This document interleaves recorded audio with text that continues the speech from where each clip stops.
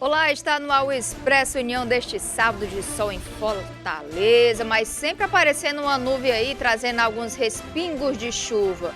E todo cuidado, claro, é pouco para não ficar gripado. Se você ainda não gripou nesta cidade, sinta-se privilegiado. Claro que vamos falar sobre isso hoje. Contas do início do ano, material escolar, trânsito pela cidade, isso e muito mais a partir de agora. Fique comigo.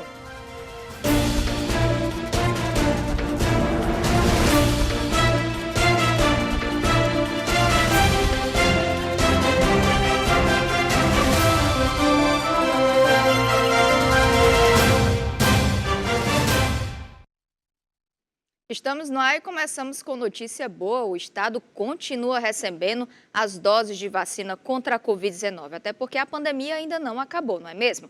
Então, na tarde desta sexta-feira, chegou no Ceará mais de 317 mil doses de vacinas da Pfizer, que serão utilizadas aí como doses de reforço. Fazendo um balanço, até o momento, foram aplicados mais de 15 milhões de doses em todo o estado. E é claro que é importante a população se conscientizar e manter um calendário de vacinação em dia. As doses de reforço já teve início, já teve um bom tempo e claro que você não pode perder, não é mesmo?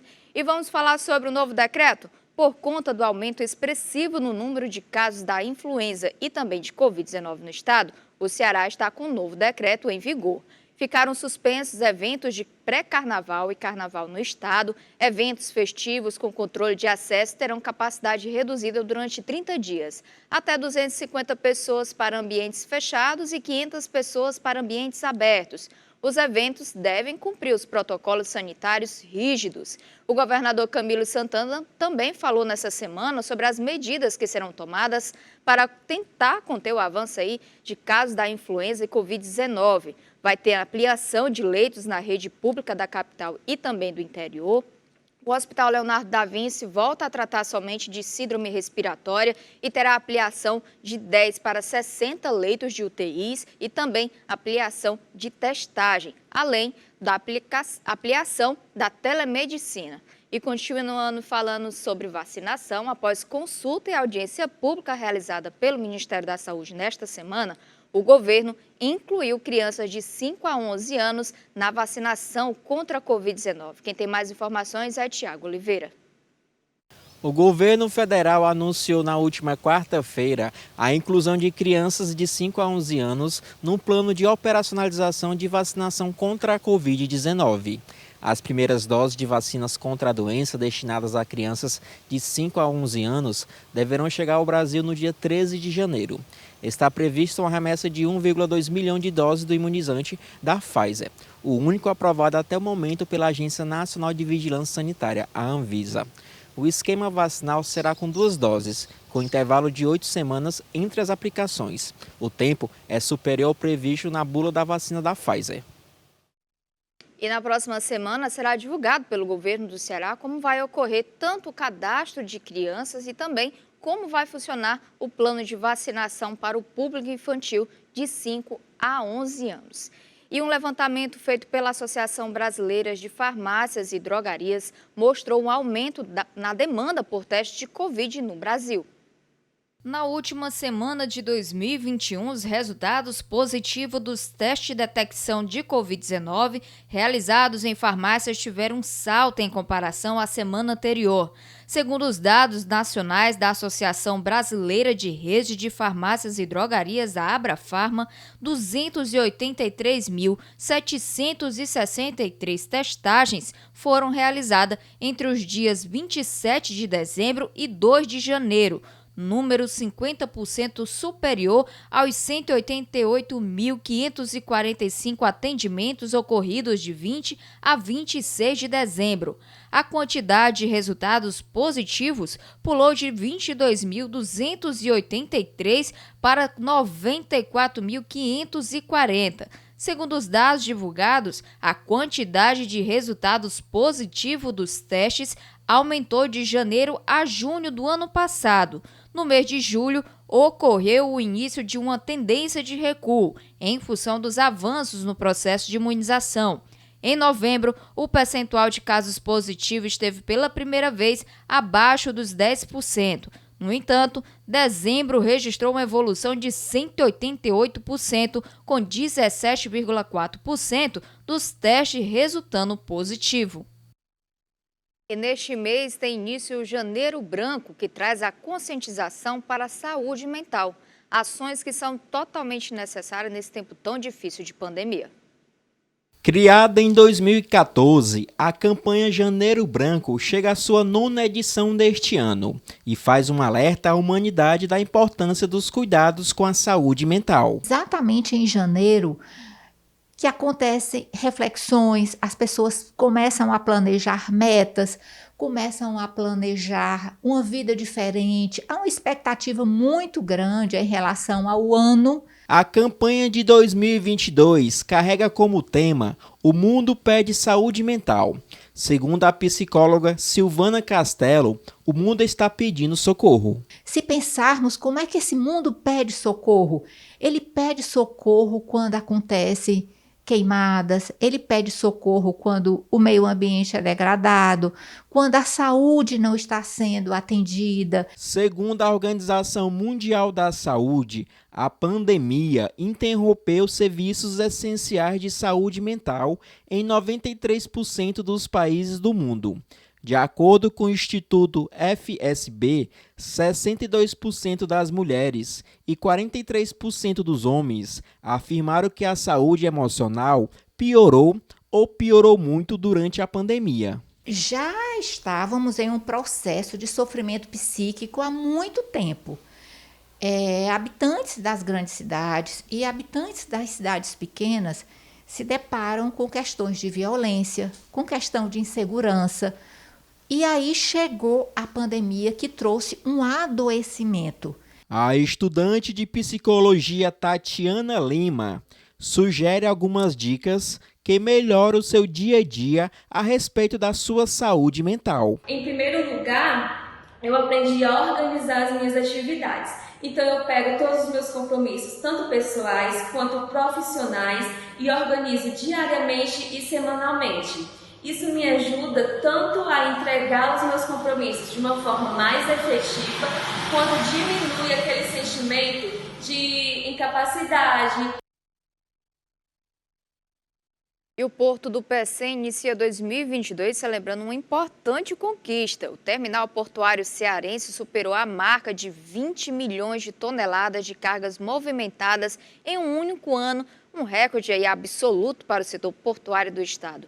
A movimentação alcançada pelo Porto do Pecém no ano passado também representa um crescimento de 40,7% antes do resultado de 2020, quando foram movimentadas 15,9 milhões de toneladas, o que comprova a tendência de plena retomada após um período difícil decorrente da pandemia e consolida o terminal portuário cearense como um dos portos que mais crescem no Brasil.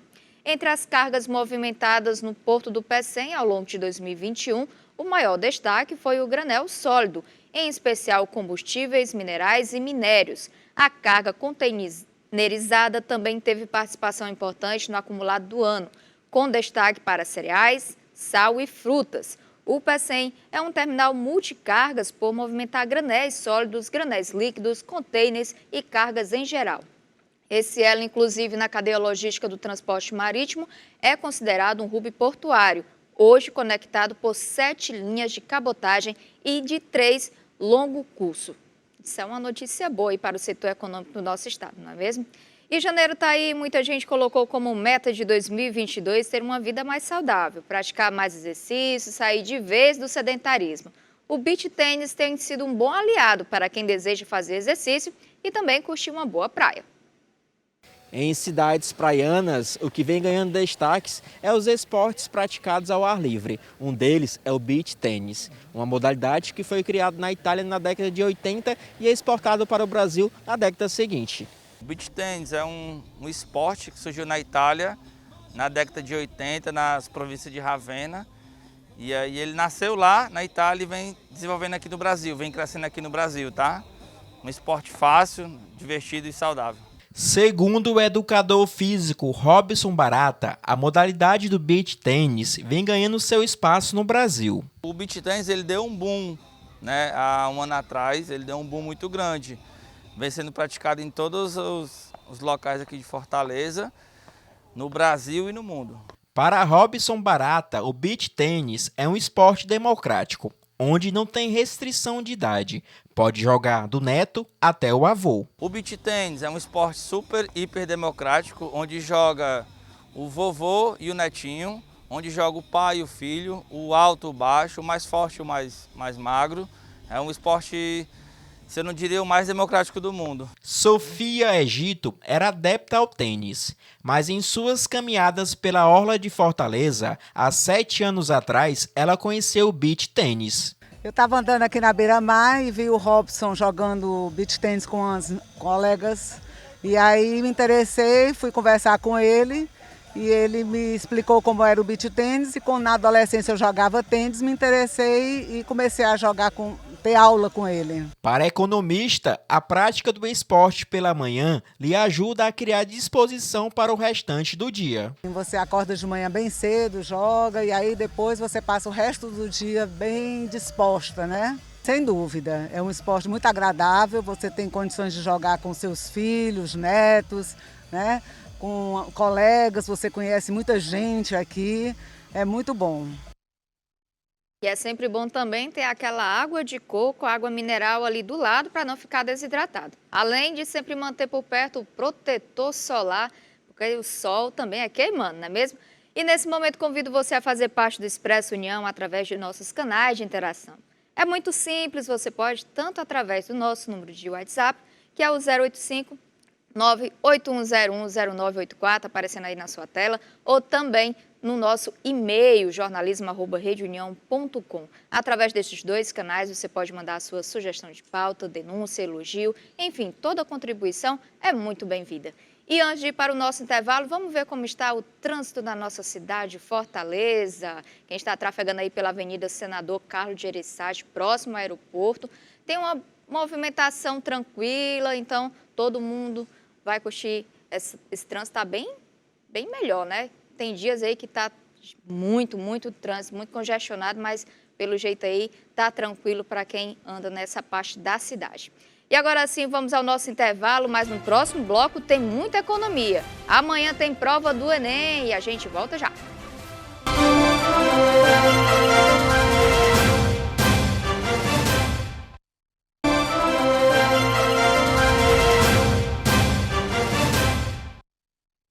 Estamos de volta e com uma notícia que aquece nossos corações, com o resgate de uma tartaruga que ocorreu nesta sexta-feira no Porto das Dunas. O animal encalhado foi encontrado por um grupo da Associação Ecológicas dos Bugueiros, que ajudou a trazer até a base ambiental do Parque Aquático, situado em Aquiraz. Nesse sábado, deve ocorrer a chegada dos veterinários da ONG Cetáceos da Costa Branca do Rio Grande do Norte. Ela será levada até a base da reabilitação dessa ONG. A carapuça do animal tem 77 centímetros de comprimento e 70 centímetros de largura. A avaliação do Instituto Verde Luz deu conta que ela está na fase juvenil e com condições saudáveis para ser transportada. A tartaruga apelidada de Michelangelo pela equipe de atendimento do Instituto Verde Luz vai ter aí um tratamento até que essa ONG chegue lá para levar ela até lá para também voltar à natureza, né? Segundo a entidade, o primeiro encalhe dela foi na quarta-feira e desde então o animal estava sendo procurado naquela área. A tartaruga verde ou tartaruga aruanã é comumente encontrada em águas tropicais dos oceanos Atlântico e Pacífico e, segundo a União Internacional para a Conservação da Natureza, ela está em extinção. O animal pode chegar a pesar 230 quilos e alcançar até 143 centímetros de comprimento. Se caso você se deparar aí com um encalhe de animais nas praias, é necessário chamar as autoridades competentes, tá? Nada de encostar, nada de fazer alguma coisa por conta própria. Você pode estar chamando o IBAMA ou a Polícia Ambiental e também os institutos ligados às causas animais. E mudando de assunto, vamos falar sobre economia, pois o ano começou e a gente sabe que com ele vem também as preocupações com as dívidas. Dados da CNC, que é a Confederação Nacional do Comércio, Bens, Serviços e Turismo, no Brasil, existe cerca de 12 milhões de famílias endividadas.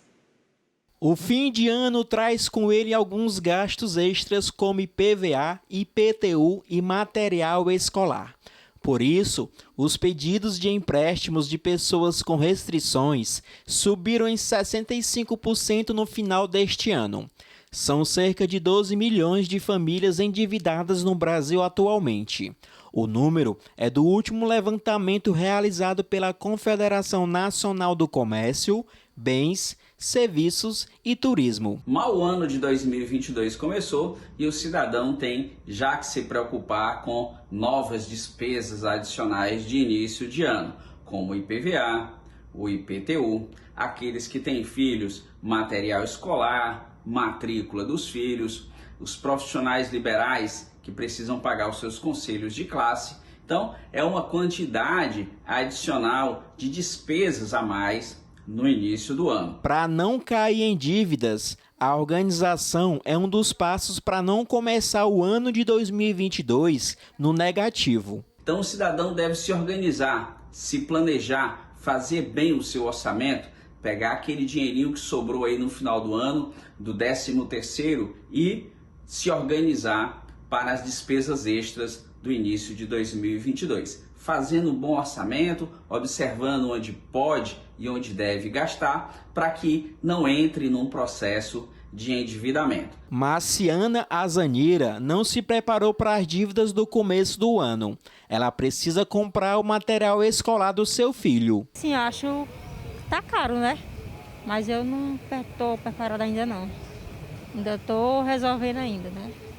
Porque tá muito caro e tem que pesquisar o preço, né? Para sair mais em conta. E continuando falando sobre economia, mas na questão de alimentação, a Pesquisa Nacional da Cesta Básica de Alimentos, realizada pelo Departamento Intersindical de Estatística e Estudos Socioeconômicos, o DIEESE, mostrou aumentos em algumas capitais. O Departamento Intersindical de Estatísticas e Estudos Socioeconômicos, o DIEESE, realizou a Pesquisa Nacional da Cesta Básica de Alimentos nas 17 capitais e mostrou que o valor da cesta básica aumentou em 2021. Segundo os dados, na comparação de dezembro de 2021 com o mesmo mês do ano anterior, as altas mais expressivas ocorreram em Curitiba, com 16,3%, Natal, 15,42%, Recife, 13,42%, Florianópolis, com 12,02% e Campo Grande, com 11,26%. As menores taxas acumuladas foram as de Brasília, com 5,03%, Aracaju, 5,49% e Goiânia, com 5,93%. Segundo as estimativas do DIEESE, em dezembro de 2021, o salário mínimo necessário para a manutenção de uma família de 4 pessoas deveria equivaler a R$ 5.800,98, o que representa 5,27 vezes o atual salário mínimo de R$ 1.100. Quem dera que o salário do brasileiro chegasse a esse valor, não é mesmo? E você conhece a CLT Digital? A carteira de trabalho digital já foi baixada por mais de 51 milhões de trabalhadores brasileiros, segundo o Ministério do Trabalho e também da Previdência. Os serviços da CLT Digital alcançaram mais de 535 milhões de acessos desde janeiro de 2019 e é um dos aplicativos do governo federal mais utilizados.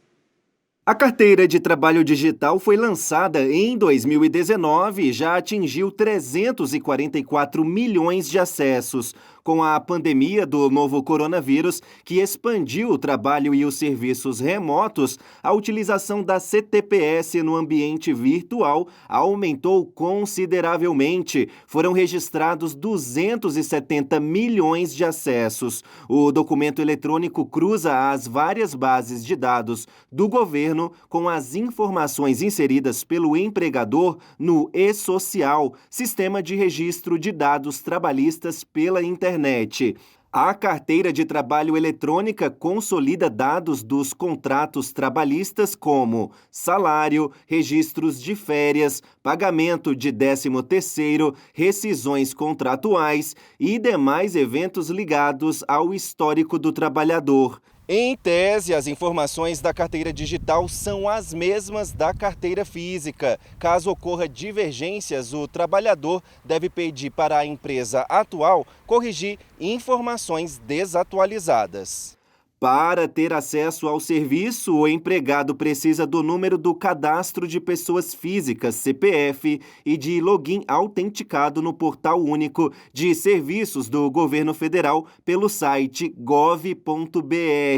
O processo é instantâneo e não exige tempo de espera, como na obtenção da carteira física. A Secretaria de Trabalho do Ministério da Economia recomenda ao empregado que guarde a carteira em papel para conservar informações sobre empregos antigos. Também é importante manter o documento físico para pedir alguma comprovação para o Instituto Nacional do Seguro Social, INSS, principalmente no caso de alguma empresa ter fechado antes da migração dos registros.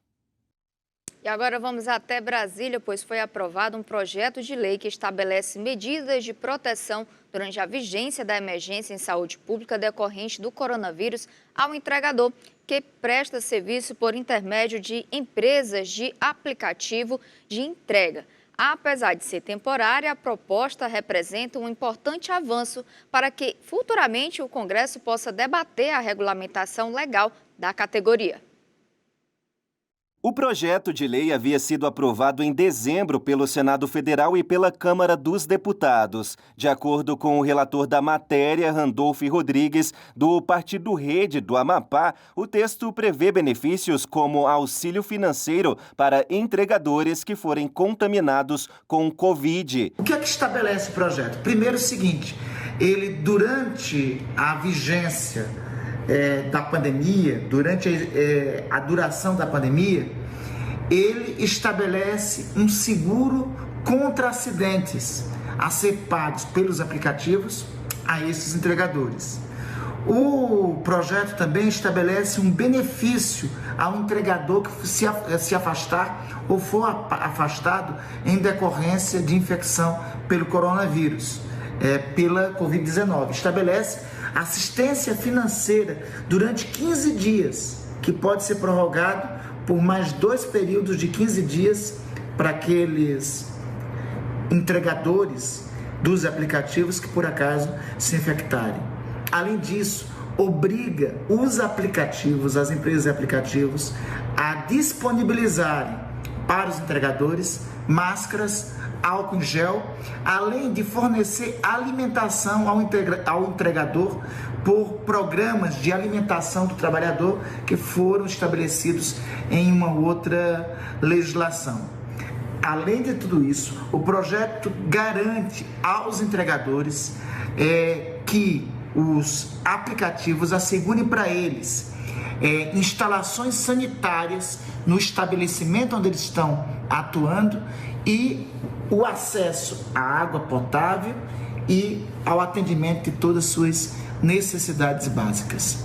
Enfim, o projeto traz cidadania para os entregadores de aplicativos que viveram nessa pandemia uma condição de trabalho análogo à escravidão, quase análogo à escravidão. Com o projeto sancionado pelo presidente Jair Bolsonaro, a empresa de aplicativo de entrega vai ter que contratar seguro contra acidentes sem franquia em benefício do entregador, para cobrir exclusivamente acidentes ocorridos durante o período de retirada e entrega de produtos. O seguro deve abranger obrigatoriamente acidentes pessoais, invalidez permanente ou temporária e morte. Em caso de acidente, se o entregador trabalhar para vários comércios, a indenização deve ser paga pela seguradora contratada pela empresa para o qual o trabalhador estiver prestando serviço no momento exato do ocorrido.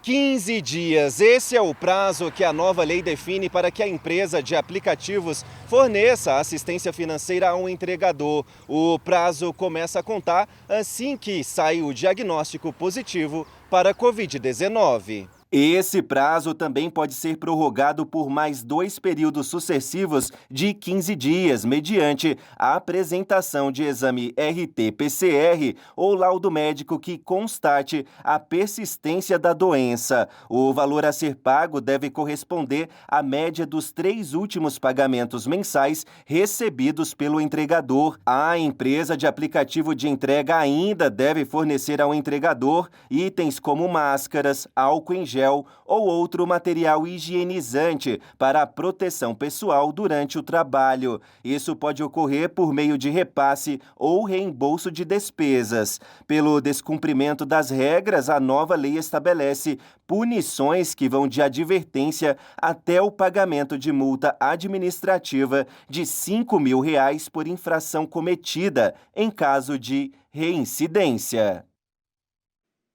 E você de casa sabe como calcular o abono salarial ou até mesmo sabe se tem direito a receber? Trouxemos essas respostas na matéria a seguir. O abono salarial do PIS/PASEP irá começar a ser pago ainda em janeiro de 2022. Para a felicidade de muitos trabalhadores que acabaram não tendo acesso ao benefício no ano passado, devido ao adiamento do programa para este ano. O PIS/PASEP ele é recolhido pela iniciativa privada e pelo setor público.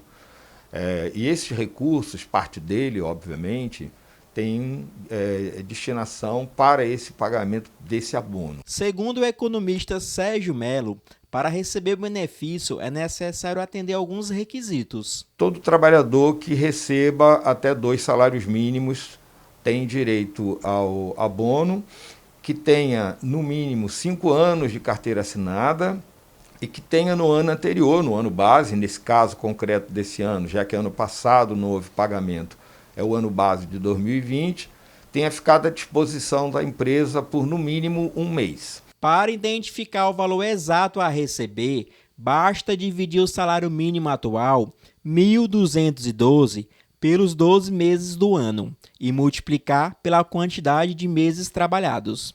Se você trabalhou por um mês, receberá R$ 101. 2 meses trabalhados, R$ 202. E assim sucessivamente, seguindo a regra até os 12 meses trabalhados, que será de R$ 1.212, o valor do salário atual. Para saber se o trabalhador tem direito a receber o abono salarial, é necessário acessar o site da Caixa Econômica ou do Banco do Brasil, ou ligar para o número 158. Também tem a opção no aplicativo Caixa Trabalhador. A população já tem um destino certo para o abono salarial. Sim, já estamos ansiosos para ele, né? E aí, pretende fazer o que com o pagamento? É comprar outras coisas ou pagar dívidas que ficaram do ano passado? Pagar dívidas atrasadas. Pagar as dívidas. Só o que foi feito foi dívida, agora esse fim de ano. Pagar.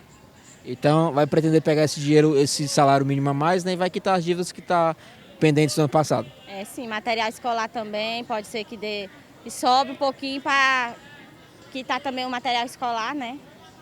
Que é um absurdo. E agora vamos falar sobre educação, porque começa neste domingo, dia 9, a reaplicação do Exame Nacional do Ensino Médio, o Enem 2021.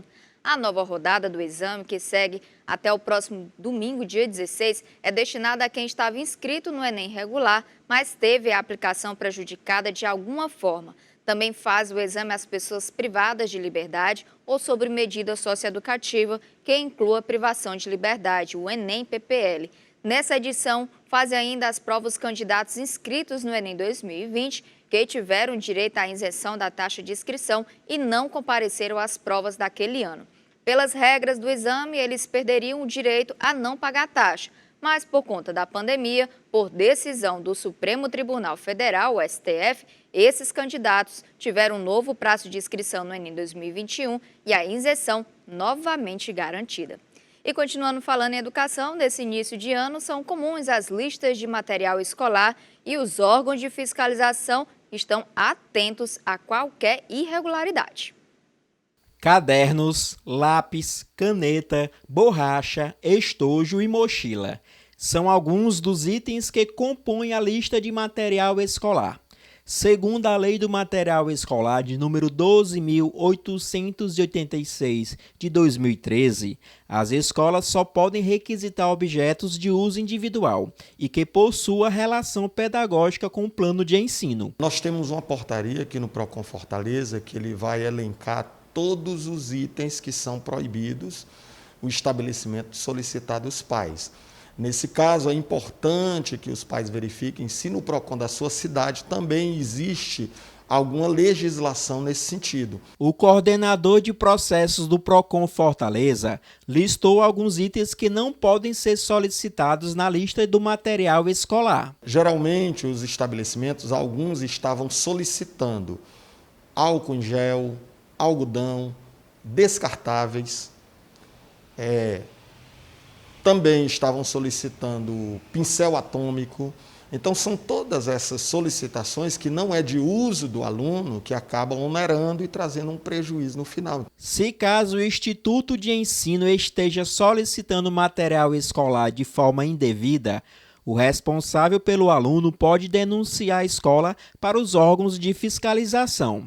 Ele pode entrar em contato com o PROCON da sua cidade. Essa é a escola situada em Fortaleza. Antes de montar a lista dos materiais escolares, planeja a proposta curricular, sempre seguindo as normas do PROCON. Montar a lista requer um olhar para esse currículo organizado e todas as atividades que nós organizaremos ao longo do ano letivo. Ela é organizada entre livros didáticos, materiais individuais e materiais de uso coletivo na sala de aula. Antes de fazer as compras dos materiais escolares, o coordenador de processo do PROCON Fortaleza, Sérgio Henrique, dá algumas dicas. É importante que os pais verifiquem se os materiais utilizados no ano anterior tem algum material que sobrou, alguma sobra que ele possa reutilizar no ano seguinte.